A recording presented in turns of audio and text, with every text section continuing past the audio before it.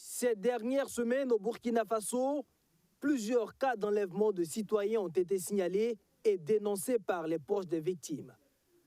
Cela fait 5 mois que la famille de Moussa Tiombiano Didjongo, l'un des responsables de groupes d'autodéfense dans l'est du pays, est sans nouvelles de lui. 5 mois également que le grand imam de l'Afia Bougou de Bobo Dioulasso a subi le même sort et il est toujours introuvable. Plus récemment, il y a 2 jours, ce sont les proches de Anselme Kambou, un jeune entrepreneur qui signalait son enlèvement. Il aurait disparu dans la nuit du mercredi au jeudi 21 septembre. Au Balai citoyen, la situation inquiète. Ce n'est pas bon pour le pays. Ceux qui aiment le pays ne doivent pas tolérer ces enlèvements.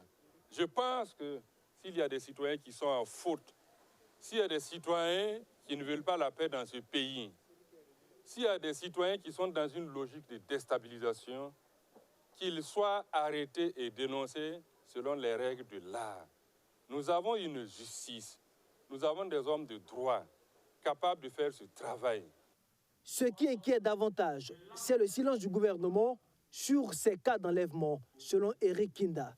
Lui, qui estime que son organisation, le Balai citoyen, s'insurge également contre la restriction des libertés individuelles et collectives et pense que la lutte contre le terrorisme ne doit pas être un prétexte pour bafouer les droits fondamentaux des citoyens.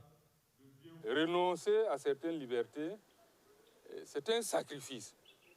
Mais il ne faudra pas, au nom de la reconquête du territoire, au nom de la sauvegarde de la nation, tuer toute liberté. C'est dangereux pour l'ensemble des citoyens, y compris ceux qui sont au pouvoir aujourd'hui.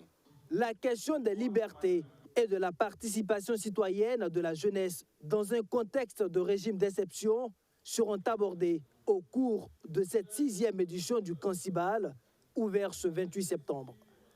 Durant 3 jours, ces militants du Balai citoyen, venus des 4 coins du pays, dont des zones à fort défi sécuritaire, vont réfléchir sur leur contribution dans l'édification d'une société plus juste et prospère. Un combat que l'organisation dit mener depuis 10 ans maintenant. Au cours de cette rencontre, un vibrant hommage a été rendu au fondateur du mouvement qui a joué un rôle important dans l'insurrection populaire des 30 et 31 octobre 2014.